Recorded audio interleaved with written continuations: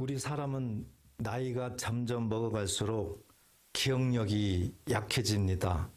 물론 젊어서도 그런 경우가 많겠지만 특히 나이 먹을수록 기억력이 자꾸 사라지게 됩니다. 그래서 들어도 금방 잊어버리고 또 잊어버리고 정말 중요한 일인데도 잊어버리고 그래서 그것을 또 하지 못하고 이런 것들이 아마 너무 많이 있습니다. 그래서 나중에 보면은 여러 가지 또 문제가 생기고 후회도 하고 이 기억을 못 해가지고 그런 경우가 있어요. 이건 누구나 다 마찬가지입니다. 그렇지만 그럼에도 불구하고 꼭 기억해야 되는 것들도 있습니다. 꼭 기억해야 되는 것들도 있어요. 특히 우리 신앙인들은 우리가 성경을 통해서 많이 알잖아요. 우리들의 삶에 가장 우리를 괴롭히고 피폐하게 만드는 그 악한 영적 존재가 있다. 이것을 누구나 다 알고 있습니다. 우리는 그를 마귀라고 하죠. 사단이라고 합니다. 그래서 늘 기억해야 되는 것이 있어요. 마귀가 가장 싫어하는 사람이 있어요. 마귀가 가장 싫어하는 사람, 이걸 기억해야 됩니다. 그 사람이 누구냐? 겸손한 자입니다. 겸손한 자. 겸손한 자는 마귀가 너무 싫어해요. 그리고 감사하는 사람이에요. 감사하는 사람은 마귀가 당할 재간이 없는 겁니다. 그리고 기도 많이 하는 자입니다. 특히 중보기도. 기도 많이 하는 자는 마귀가 너무 싫어합니다. 벌벌벌 떨어요. 그리고 또 한 가지는 전도하는 사람입니다. 전도하는 사람을 가장 무서워합니다. 자기 영역을 뺏기기 때문이에요. 그런데 우리가 이제 반대로도 생각을 해봐야 됩니다. 마귀가 가장 좋아하는 사람이 있어요. 마귀가 가장 편안한 사람이 있어요. 그 사람이 누구냐? 교만한 사람입니다. 교만한 사람은 너무 편안해하고 너무 좋아합니다. 그리고 또 하나는 두려워하는 사람입니다.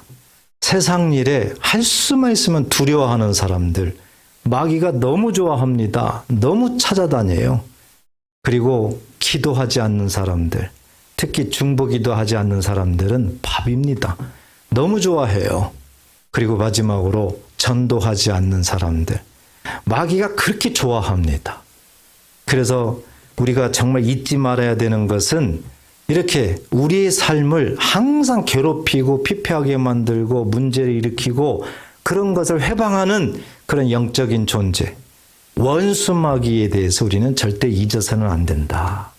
그 중에서 우리가 이 두려움에 대해서 오늘은 좀 성경적으로 생각을 하고 또 하나님께서 어떻게 말씀하시는지 이런 부분들을 잘 담아서 오늘 말씀을 잘 깨닫고 잘 순종하면은 분명히 좋은 일이 일어납니다.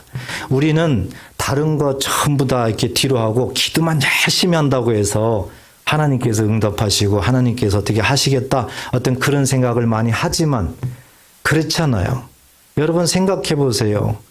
그 어떤 독에다가 물을 부으려면은 그 밑이 빠져 있으면은 아무리 물을 부어도 아무 소용 없잖아요. 아무리 갖다 부어보세요. 이미 밑에 독이 빠졌는데. 그래서 우리는 기도할 때에도 분명히 알아야 되고 또 먼저 해결해야 될 것도 분명히 알아야 되고 그렇게 했을 때 하나님을 경험할 수 있는 것입니다.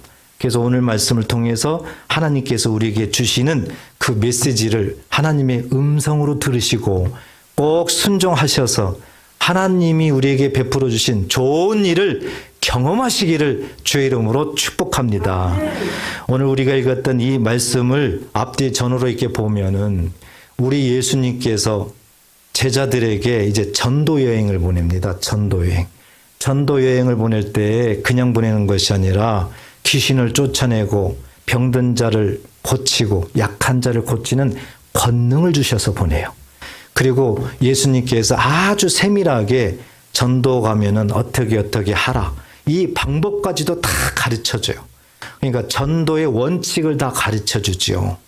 그러면서 예수님이 가장 마음에 있는 또 한 가지를 말하는데 전도하게 되면 전도하러 나가게 되면은 반드시 어려움이 온다. 반드시 핍박이 온다. 반드시 고통이 따른다. 이 사실을 이제 제자들한테 가르쳐 주는 거예요. 그런데 그 당시에 제자들은 예수님처럼 뭐 그렇게 어떤 믿음이 있다. 그런 게 아니었어요. 그러니까 그런 자체가 잘 머릿속에 안 들어오는 거지. 그러니까 예수님이 더 애타는 마음으로 말을 할 수밖에 없겠죠. 그죠? 그래서 예수님이 이렇게 전도하러 다니다 보면은 많은 핍박이 따른다. 고통이 따른다. 하면서 예수님은 제자들한테 그것을 당연히 그렇게 되는 줄 알아라. 그리고 그런 것들을 절대 두려워하지 말아라. 세상에 있는 그 어떤 것들을 두려워하지 말아라. 하면서 제자들을 위로하죠. 위로해요. 그래서 제자들에게 힘을 줍니다. 제자들에게. 그러면서 예수님이 내가 너희와 함께 한다. 하면서 아주 세밀하게 자상하게 너희들과 함께 한다는 것을 이 참새를 통해서 또 말씀을 하는 거예요. 그래서 오늘 말씀을 우리가 이렇게 읽다 보면 예수님의 그 사랑, 예수님이 제자들을 얼마나 애지중지하고 정말 늑대한테 내 양들을 보내는 그런 굉장한 절박한 그런 마음을 느낄 수가 있는 겁니다. 그래서 오늘 우리가 성경 읽었던 이 말씀의 배경을 잘 마음에 담으시고 이제 조금 더 구체적으로 보도록 하겠습니다. 24절에 보면 제자가 그 선생보다 또는 종이 그 상전보다 높지 못하나니 그랬어요. 이것은 예수님과 제자와의 관계를 지금 말씀하고 있어요. 아무리 제자가 잘났다 높다 하더라도 그 선생만은 절대 못하다. 그 상전만은 절대 못하다. 이와 같이 우리나라에도 비슷한 속담이 있죠. 형만은 아우가 없다. 그죠? 그래서 우리나라 속담 보면은 참 성경적인 게 많아요. 그래서 참 저는 속담이 좋아요. 보면. 그 다음에 25절 보면 제자가 그 선생 같고 종이 그 상장 같으면 족하도다. 그렇죠? 예, 같으면은 그것이 최고라는 거죠. 그러면서 잘 이해가 안 가는 말을 하거든요. 집주인을 바알세불이라 하였거든. 하물며 그 집 사람들이라 그랬어요. 집주인을 바알세불 그랬어요. 바알세불. 이 바알세불, 바알은 주인이에요. 왕이에요. 세불이라는 것은 귀신이라는 뜻이거든요. 팔이라는 뜻이에요. 그러니까 바알세불 그러면 귀신의 왕 그 뜻입니다. 귀신의 왕. 그래서 집주인을 바알세불이라 하였거든. 하물며 그 집 사람들이라 그랬어요.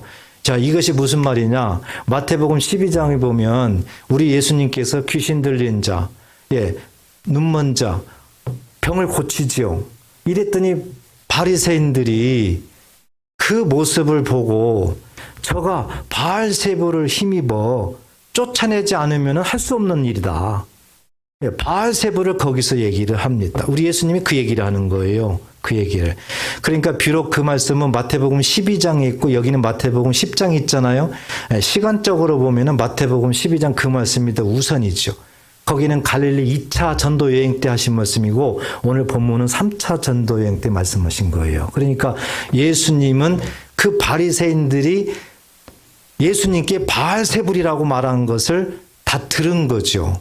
그러니까 예수님한테도 그런다. 예수님한테도 이렇게 핍박한다.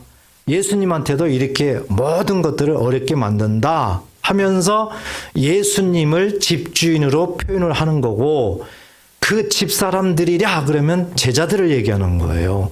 예수한테 나한테도 이렇게 하는데 하물며 너희들한테는 어떻게 하겠느냐. 많은 핍박과 어려움이 온다는 것을 예수님이 애타는 심정으로 말씀을 하는 거예요. 제자들한테.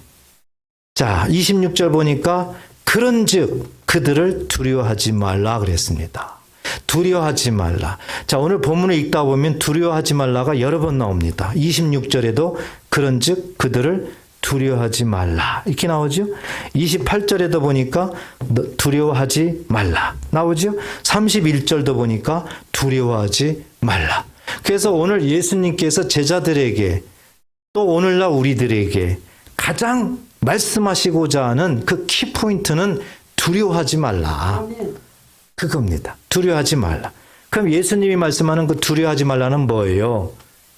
세상 것이지요. 세상 것. 28절에 보면 나와 있어요. 몸은 죽여도 영혼은 능히 죽이지 못하는 자들을 두려워하지 말라. 몸은 죽여도 영혼을 능히 죽이지 못하는 자들, 그러면은 사단으로부터 출발되는 것을 얘기해요. 사단을 의미하죠. 사단으로부터 쓰임받는 자들을 의미해요. 다시 얘기해서 모든 세상 것들을 의미하는 거죠. 사단을 두려워하지 말라. 세상 것을 두려워하지 말라 하면서 두려워하지 말라는 분명한 방향을 제시를 합니다. 그런데 또 한 가지, 두려워하라는 말도 있어요. 그 다음 보세요. 28절 다시 읽어보면 몸은 죽어도 영혼은 능히 죽이지 못하는 자들을 두려워하지 말고, 그 다음에 오직 몸과 영혼을 능히 지옥에 멸하실 수 있는 이를 두려워하라. 그러니까 두려워하지 말라가 있고 두려워하라가 있습니다. 잘 구분하셔야 돼요. 분명히 예수님은 사단으로부터 쓰임받는 자들, 사단이 뿌려놓은 이 세상, 이런 것들은 두려워하지 말라 말씀하시고, 그 다음에는요, 몸과 영혼을 능히 지옥에 멸하실 수 있는 이 누구입니까? 하나님이십니다. 예수님이세요. 하나님은 두려워하라. 그거예요.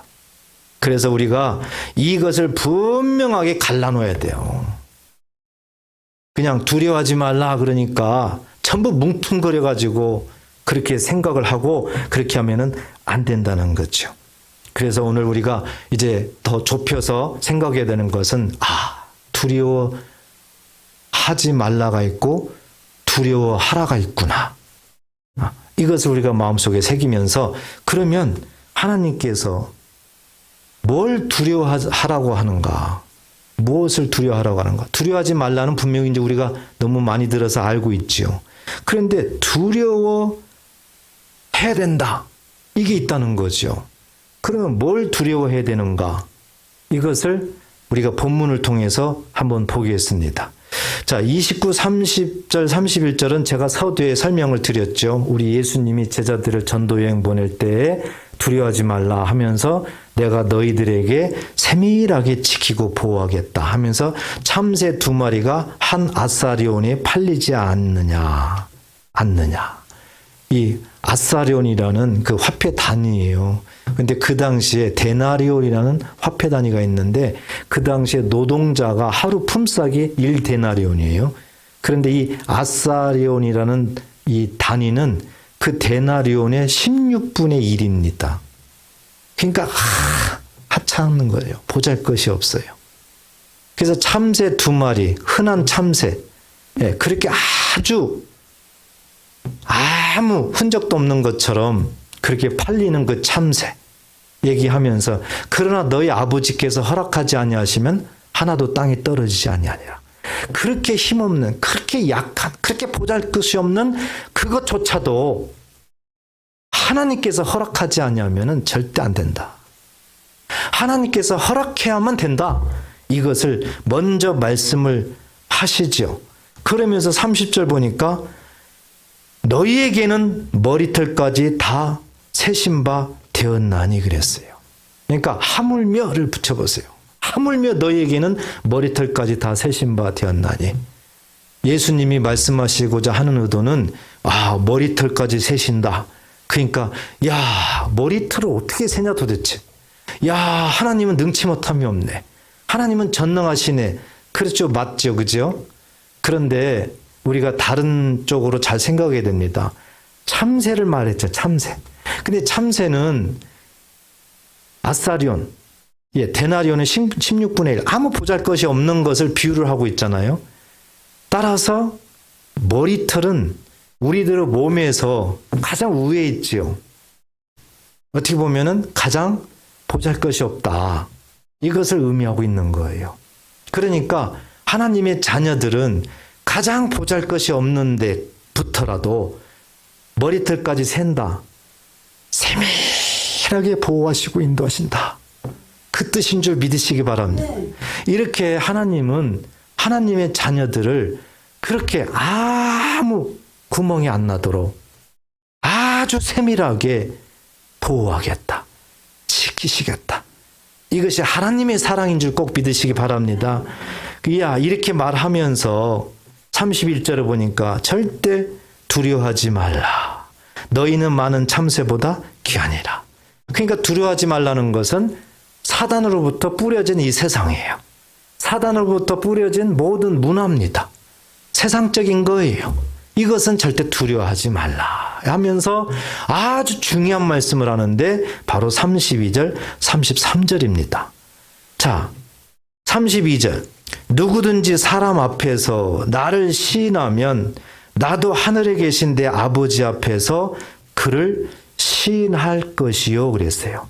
자, 여기서 시인한다 이 얘기를 지킨다, 순종한다 이 말씀으로 바꿔보세요. 예수님 말씀이에요. 누구든지 사람 앞에서 나를 그랬죠. 예수를 그랬죠. 시인하면, 순종하면, 예수님이 하신 말씀을 지키면 이렇게 되는 거죠. 나도 예수님도 하늘에 계신 내 아버지 앞에서 그를 시인할 것이요 그랬어요. 우리가 사람들에게 예수님을 시인한다, 예수님 말씀을 지킨다, 예수님 말씀에 순종한다 그렇게 하면 예수님도 하나님 앞에서 그 시인하는 사람을 시인해 준다는 거예요. 무슨 의미입니까? 그 시인한 대로 그대로 그 말씀대로 이루어 주신다. 그 뜻입니다. 얼마나 하나님의 은혜입니까? 그래서 하나님께서 이 모습을 먼저 비춰주세요. 이 모습을.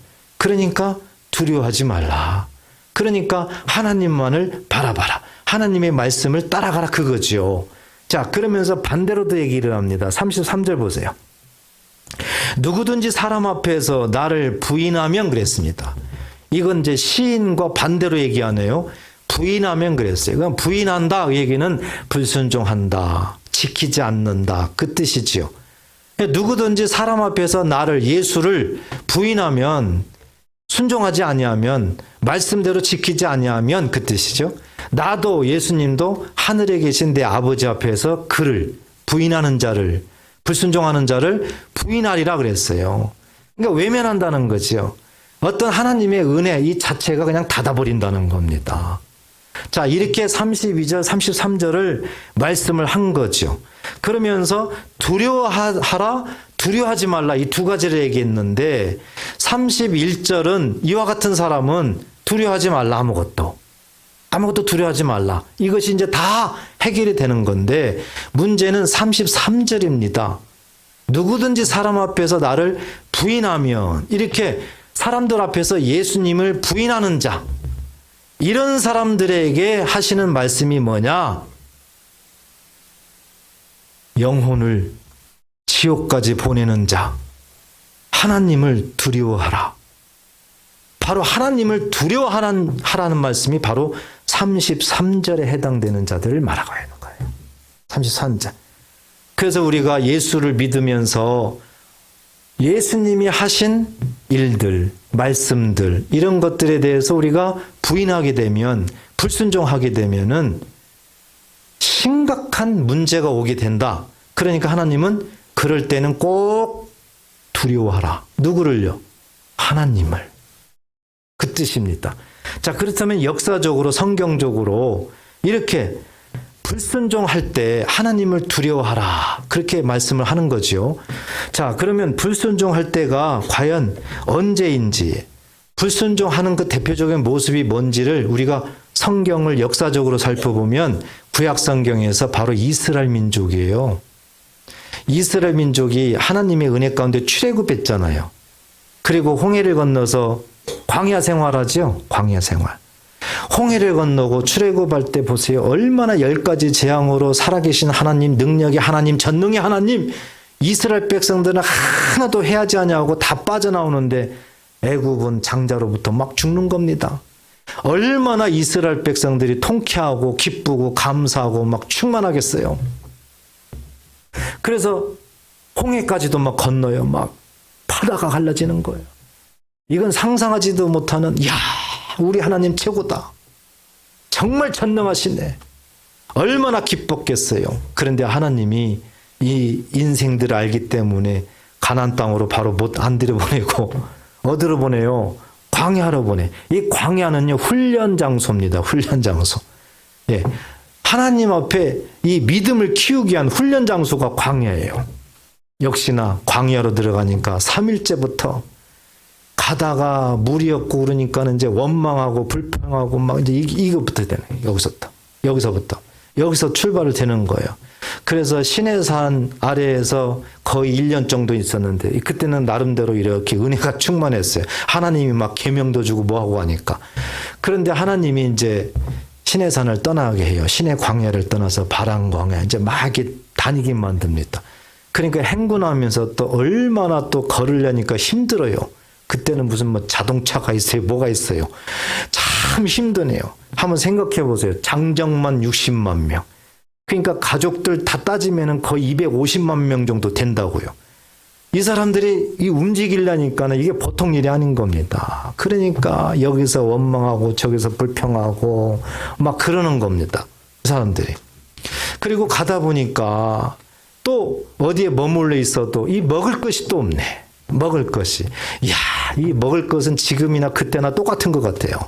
이 먹을 것이 없으니까는 그들 마음속에 그렇게 원망하고 불평하는 거예요. 그러면서 민수기 11장 4절에 보면 애굽을 회상하잖아요. 내가 애굽에 있을 때는 상추, 오이, 참외, 부추, 파, 마늘 이걸로 해가지고 생선 요즘으로 얘기하면은 다 그냥 생선 올려놓고 아니면은 삼겹살 올려놓고 싸가지고 다 먹고 그랬는데 이게 뭐냐 도대체. 원망하고 불평하고 그러는 거예요. 또 하나님이 이제 가나안 땅을 한번 보여주려고 모세를 통해서 정탐꾼을 보내봐라 했거든요. 그래서 모세를 통해서 이제 12 정탐꾼을 또 보냈어요. 갔다 왔어요. 그래서 이 바람광화 가데스에서 정탐 보고를 합니다. 그때 보니까 12명이 보냈는데 딱 패가 갈라지네. 패가. 10명과 2명이 갈라지는 거예요. 10명과 2명. 그래서 10명은 이거 큰일 났다. 큰일 났어. 우리가 거기를 가봤더니 세상에 사람들은 네피린 후손. 거인.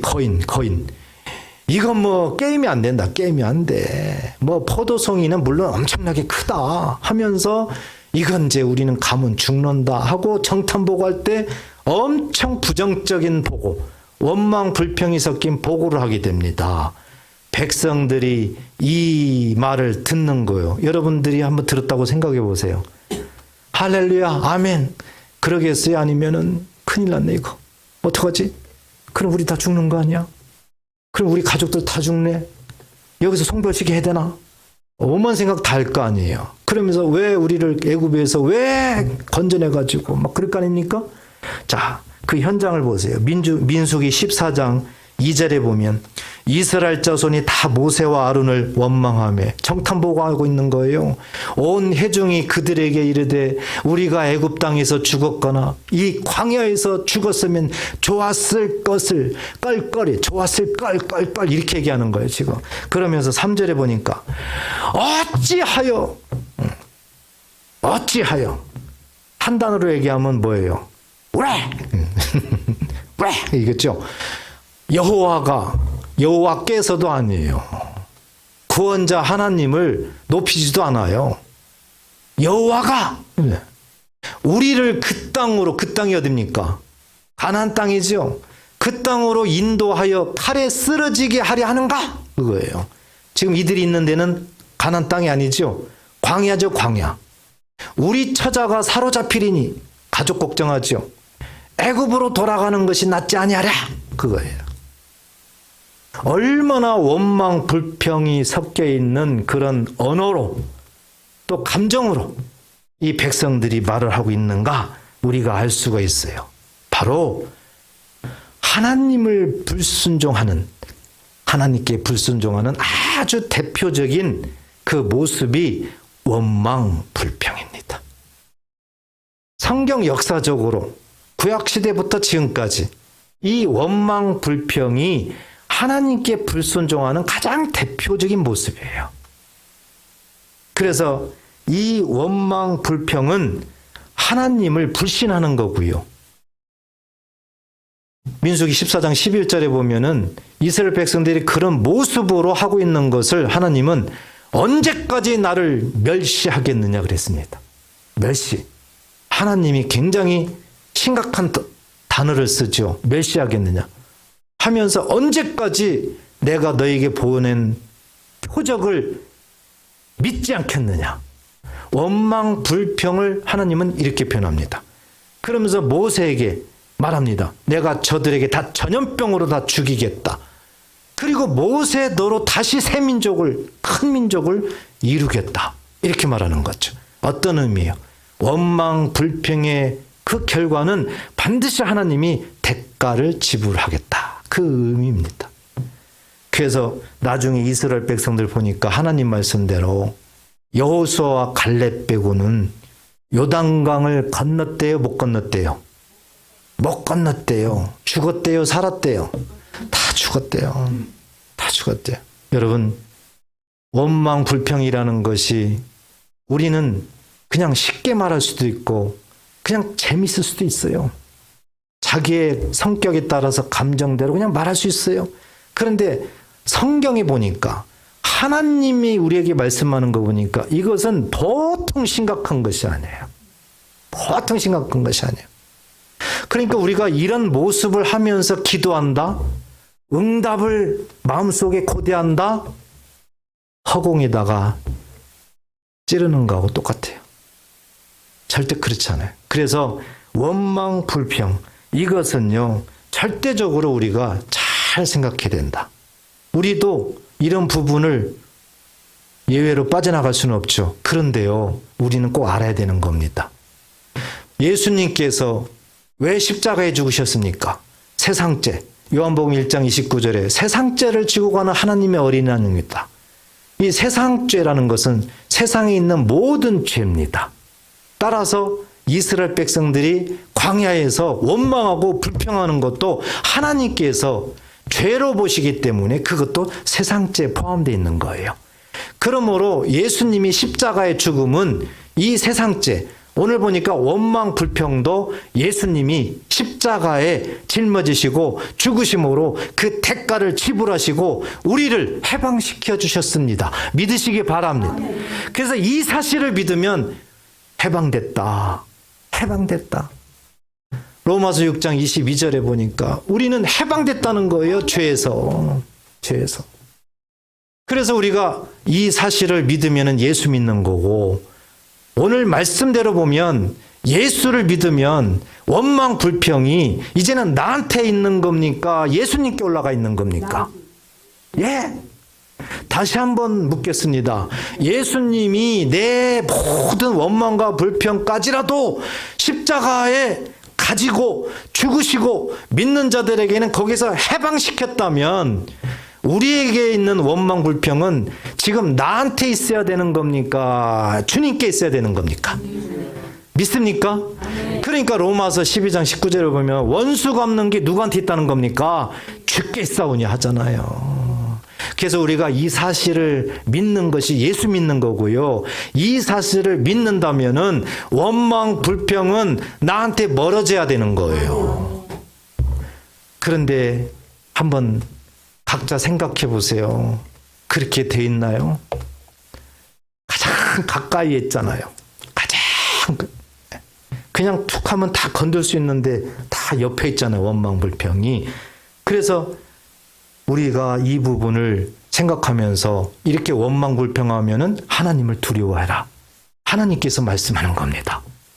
그래서 우리가 원망 불평할 때는 꼭 하나님을 떠올려야 되고 하나님을 두려워해야 돼요. 왜요? 반드시 죄에는 대가가 있다. 로마서 6장 23절 대가가 있다는 거죠. 그러니까 우리가 이 부분을 해결하지 않고서는 절대적으로 하나님 앞에 기도한다, 뭐한다 해도 하나님의 응답을 기대할 수가 없는 겁니다. 그래서 하나님께서는 우리에게 이 사실을 계속 조명해 주면서 왜 원망 불평이 그래도 너희들 속에 있느냐, 예수 믿으셔서 그렇게도 모르느냐 하면서 또 사도 바울을 통해서 말씀을 해요. 로마서 1장 32절에 보면은 그들이 이 같은 일을 행하는 자는 그랬어요. 이 같은 일은 로마서 1장 28절부터 쭉 읽어보면은 저들이 하나님 두기를 싫어하며 하면서 원망, 불평, 시기, 질투, 미움, 혈기, 분쟁 쭉 나와 있어요. 비방, 수군 쫙 나와 있어요. 그러면서 32절에 이 같은 일, 그 모든 것들이에요. 행하는 자는 사형에 해당한다고. 그렇죠. 반드시 하나님은 대가가 지불된다고 그랬죠. 하나님께서 정하심을 알고도 그랬어요. 예수 믿는 자들은 안다는 거지요. 예수님의 십자가를 안다는 거죠. 알고도 이제 그 다음부터 심각합니다. 자기들만 행할 뿐 아니라, 거기다가 나를 한번 그냥 넣어보세요. 나만 행할 뿐 아니라, 아니 나만 행하면 그나마 괜찮은데 뿐 아니라 어떻게 한다는 거예요? 또한 그런 일을 행하는 자들을 옳다 하느니라 그랬어요. 그런 일을 누가 하면은 오 그래 오라 그렇지 아이고 그러면 되겠어 옳다 한다는 거야. 그러니까 맞장구 치는 거예요. 맞장구 이렇게 한다는 거죠. 그런데 이런 일이 다 뭐에 해당된다는 겁니까? 사형. 그래서 죄인은 반드시 대가가 있다는 것이 하나님의 법의 원칙이에요. 법의 원칙. 이것은 누구도 예외가 없습니다. 아무도 예외가 없어요. 여기에 다 걸려들면은 다 대가 지불을 받아야 되는 것입니다. 그래서 우리에게 하나님께서 정말 원망불평 이런 것들을 조심해야 된다. 야고보서 5장 9절에도 보니까 형제들아 서로 원망하지 말라. 굉장히 강조하죠. 그리하여야 심판을 면하리라. 반드시 대가가 따른다고 했어요. 그러니까 심판을 면하리라. 보라! 주목시키죠. 심판주가 문 앞에 서 계시느니라. 심판주가 문 앞에 서 있다는 거예요. 여러분, 이 문을 이렇게 생각하는 문으로 생각하지 마시고 마음의 문입니다. 마음의 문이에요. 우리들의 마음 앞에 서 있다는 거죠. 누가요? 심판주가. 그러니까 원망, 불평하게 되면 예수님이 예수 믿느냐? 예수님이 그것도 십자가의 죽음으로 너를 거기서 해방했는데 그 사실을 믿는다면 원망불평은 나한테 멀어져 있어야 되는데 어찌 원망불평하느냐? 네가 믿지 않는구나. 그러니까 그것은 죄다. 그러니까 대가를 받아야 된다. 심판주가 문 앞에 서 있다. 그 뜻이에요. 그래서 우리가 원망불평이라는 이 단어 어떻게 보면 가장 중요할 수가 있습니다. 기도응답 받는데 가장 중요한 열쇠가 될 수가 있어요. 눈만 감고 기도한다고 해서 기도가 아닙니다. 하나님의 말씀에 순종하고 예수를 시인하고 이런 것이 가장 능력 있는 기도인 줄 믿으시기 바랍니다. 이게 기도예요. 그러니까 눈 뜨고도 기도할 수 있는 거예요. 눈 뜨고도. 그래서 우리는 이런 말씀을 생각하면서요. 한 가지 더 생각을 해야 돼요. 사람을 잘 사귀어야 됩니다. 신앙생활하면서도 사람을 잘 사귀어야 돼요. 원망, 불평을 잘하는 사람을 사귀게 되면요. 나도 모르게 그렇게 돼버립니다. 한번 가만히 보세요. 원망, 불평 잘하는 사람들이 모이는 거기를 보면은요. 다 원망, 불평이에요. 그냥 다 그렇게 돼버려요. 유유상종. 그렇게 되는 겁니다. 그래서 나를 지키려면은요, 내 믿음을 지키려면은 사람을 잘 가려야 돼. 그래서 아무리 똑똑하고 또 유명하고 학식이 있고 뭐하고 하다 할지라도 평소에 그 사람이 자꾸 원망불평을 많이 하는 어떤 그런 모습이다 그러면은 끊어야 됩니다. 그게 내가 살 길이에요. 영적으로 내가 살 길이에요. 악한 원수마귀는요, 아주 빈틈을 여지없이 파고 들어오기 때문에 그런 모습이면은 100% 역사합니다. 100%. 그래서 두려움을 갖다 주고요. 원망불평을 갖다 주고요. 그냥 막 덤으로 막 갖다 주는 거예요. 그렇게 되면 삶이 어떻게 되겠어요? 뻔하잖아요. 그래서 저와 여러분들은 예수님의 십자가를 통해서 이미 해결해 주신 이 원망, 불평, 내 것이 아니다. 주님께 올라갔다. 원망, 불평을 멀리하는 저와 여러분 되시기를 주의 이름으로 축복합니다. 또 한 가지를 우리가 한번 찾아볼 수 있어요. 불순종하는 대표적인 모습, 성경에서 무엇인가? 민수기 12장에 보면 이 모세가 나오죠. 모세. 그리고 모세의 형 아론이 나오죠. 누나 미리암이 나옵니다. 이 세 사람이 나오는데요. 이 모세는 하나님의 집에 맡겨놓은 충성된 하나님의 종이에요.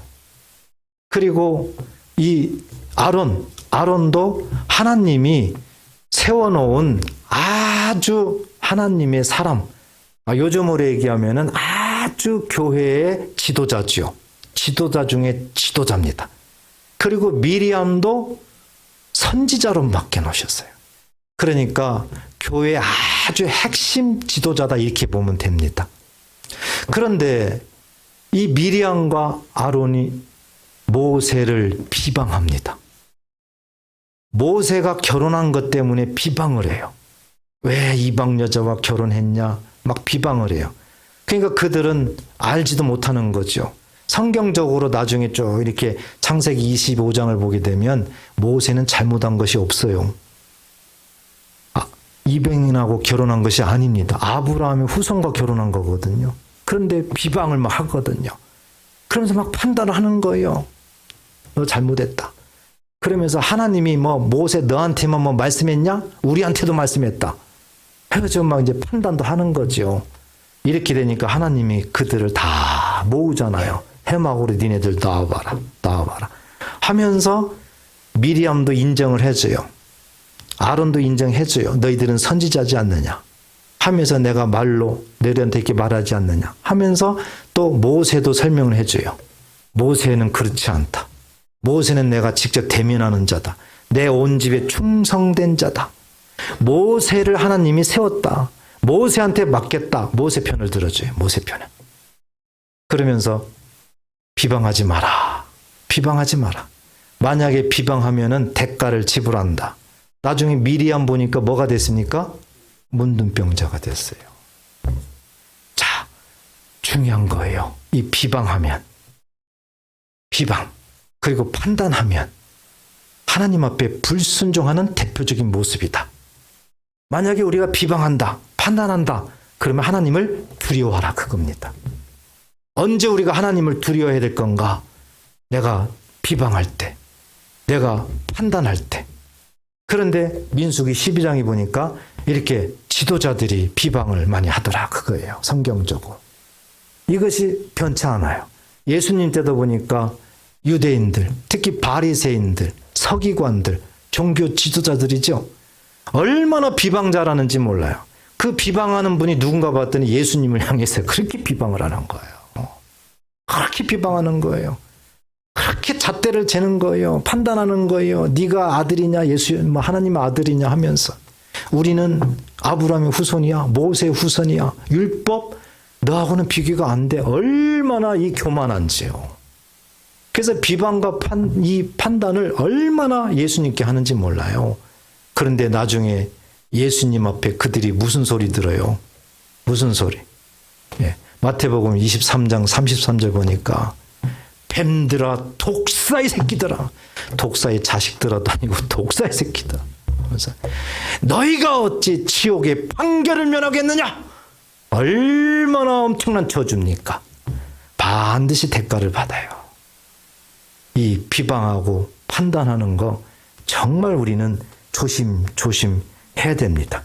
그래서 하나님은 계속 말씀하는 거예요. 야고보서 4장 11절, 12절 보면 형제들아 서로 비방하지 말라. 비방하지 말라. 형제를 비방하는 자나 형제를 판단하는 자는 판단하는 자는 곧 율법을 비방하고 율법을 판단하는 것이라. 율법은 누가 주셨어요? 하나님이. 그러니까 하나님을 비방하고 하나님을 판단하는 겁니다. 내가 만일 율법을 판단하면, 하나님을 판단하면 율법의 준행자가 아니요? 뭐라는 거예요? 재판관이라는 거예요. 재판관은 누구죠? 하나님인데. 그러면 네가 하나님이냐? 그 뜻이죠. 그래서 비방하고 판단하는 것이 얼마나 무서운 것인지를 우리가 알아야 된다. 이걸 우리가 생각을 해야 되는 거예요. 이때 이런 모습일 때는 누구를 두려워하라는 거예요? 하나님을 두려워하라. 왜? 이런 모습이면은 사람 앞에서 예수님을 신하지 않는 거다 그거죠. 부인하는 거라는 거죠. 그러니까 반드시 대가가 오니까 두려워해라. 여러분, 하나님을 두려워한다는 의미는요, 회개라는 의미가 있는 거예요. 내가 하나님을 두려워한다 그러면 바로 회개하는 거죠. 하나님을 시인하는 겁니다. 그러니까 하나님을 두려워하는 것이 아주 은혜지요. 하나님을 시인한다, 이거나 하나님을 두려워한다, 이거나 같은 맥락입니다. 하나님을 두려워하게 되면은 우리가 하나님 말씀에 순종하려고 하잖아요. 우리가 학교 다닐 때 다 알잖아요. 정말 무서운 선생이 있어요. 정말 쳐다보기만 해도 막 가슴이 쿵쾅쿵쾅 뛰는 선생이 있잖아요. 얼마나 무서운지. 그러면은 그 선생님이 뭐 하라고 그러면은 어떻게 해요? 예! 하잖아요. 왜요? 굉장히 두려운 거예요. 안 하면 안 되는 거예요. 그냥 순종이 나오는 거예요. 이것처럼 우리가 하나님 말씀에 두렵다, 내가 불순종한 때 어떤 두렵다, 그 얘기는 내가 내 마음속에 순종하겠다, 그 말이에요. 그래서 하나님을 우리가 두려워해야 된다. 언제요? 이렇게 비방하고 판단할 때. 하나님은 네가 재판관이냐? 우리에게 묻는 겁니다. 그래서 우리가 이 두 가지 사실을 잘 알아야 됩니다. 잠언서 13장 13절에 보면 말씀을 멸시하는 자는 자기에게 패망을 이루고 그랬습니다. 오늘 본문 32절이에요. 33절. 하나님 앞에서 네가 사람들에게 예수를 부인하면, 그랬죠? 하나님 앞에서 부인한다고 그랬죠? 그거예요. 하나님을 멸시하는 자는, 말씀을 부인하는 자는, 말씀은 하나님이라고 하셨죠. 그러니까 패망한다. 반드시 대가가 따른다, 그 얘기죠. 그 다음에 계명을 두려워하는 자는, 그죠? 계명 누구죠? 말씀은 곧 하나님을 두려워하는 자는 뭘 받는답니까? 상을 받느니라. 상을. 그래서 늘 하나님을 두려워해야 되는 거예요. 하나님을 두려워한다는 얘기는 하나님을 시인하고 순종하고 이렇게 된다는 거죠.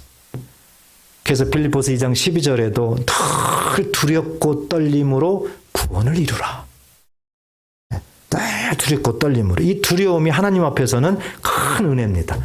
그런데 이 두려움이 뭐하고 관련된다는 거 봤더니 하나님을 경외한다와 관련돼 있어요. 하나님을 경외하는다, 이 뜻은 두렵고 떨림으로 하나님을 섬긴다, 그 뜻이에요. 알고 봤더니 하나님을 두려워한다는 얘기는 하나님을 경외한다는 뜻이네. 할렐루야.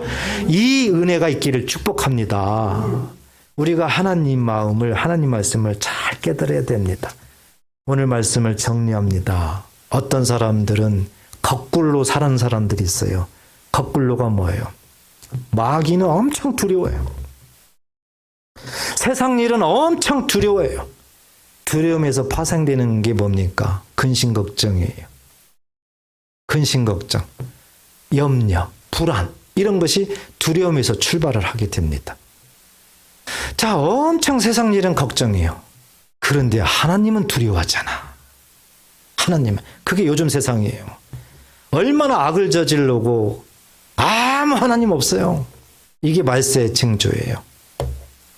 우리는 그렇게 하면 안 돼요. 거꾸로 해야 됩니다. 거꾸로.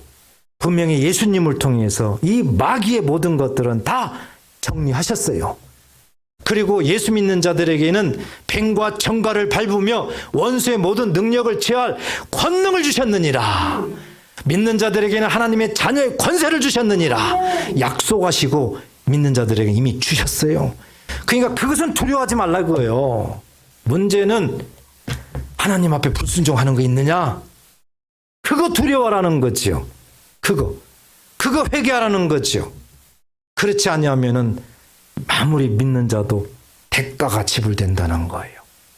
그래서 사람마다 다 다릅니다. 우리는 세상 살면서요, 누구나 다 여기서 예외가 없어요. 알고 보면 다 대가를 받으면서 살고요. 그래서 이런저런 문제들이 많이 생기는 겁니다. 그래서 우리가 기도만 한다 생각하지 마시고 근본적인 이 문제를 성경 속에서 우리가 찾아서 그것을 해결해야 된다. 요한일서 4장 18절에 보면 사랑 안에 두려움이 없고, 그렇죠? 사랑, 하나님은 사랑이시라. 하나님 안에는 두려움이 없죠. 있을 수가 없죠. 온전한 사랑이 두려움을 내쫓나니 우리가 하나님의 사랑으로 믿음화되어 있으면은 이 두려움은 그냥 쫓아내지는 거예요. 없어지는 거예요. 그런데 그 다음에 두려움에는 뭐가 있으니라? 형벌이 있음이라. 바로 예수님을 시인하지 않는다. 말씀에 불순종한다. 바로 원망과 불평과 비방과 판단, 어떤 그런 불순종의 대표적인 모습이 나에게 그려져 있다. 그러면은 형벌이 있다. 우리에게 말씀을 하는 겁니다. 사랑하는 성도 여러분, 하나님을 두려워해야 됩니다. 하나님을요. 우리가 하나님 앞에 불순종하는 인생이기 때문에 불순종하는 것이 많잖아요. 그러니까 그런 것들을 우리가 두려워해야 되는 거예요. 그리고 회개하고, 그리고 그 말씀을 시인하고 나아가야 된다. 이것이 우리에게 오늘 주시는 하나님의 음성입니다.